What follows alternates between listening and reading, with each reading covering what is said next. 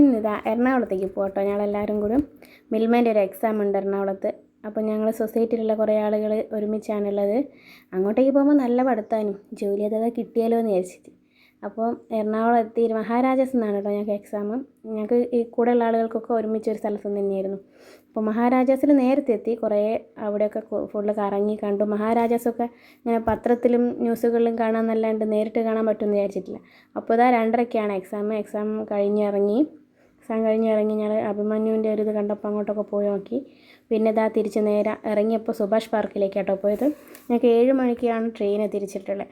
അപ്പോൾ 7 മണി വരെ അവിടെ നിന്ന് കറങ്ങി കളിക്കാമെന്ന് വിചാരിച്ച് അങ്ങനെ അവിടെ നിന്ന് കുറേ ഫോട്ടോസും വീഡിയോസൊക്കെ എടുത്ത് പ്രകൃതി ഭംഗിയൊക്കെ ആസ്വദിച്ച് അങ്ങനെ നടന്നതാണ് ഞങ്ങളെല്ലാവരും കൂടിയും. അപ്പം 7 മണീൻ്റെ ട്രെയിനിൽ കോഴിക്കോടേക്ക് പോകാമെന്ന് വിചാരിച്ച്. അപ്പം കുറേ ആളുകൾ നേരത്തെ പോയിട്ടുണ്ട് കേട്ടോ. ഞങ്ങൾ റിസർവ് ചെയ്തുകൊണ്ട് പിന്നെ ആ ട്രെയിന് 7 മണിയുടെ ട്രെയിനാണ് റിസർവ് ചെയ്തത്.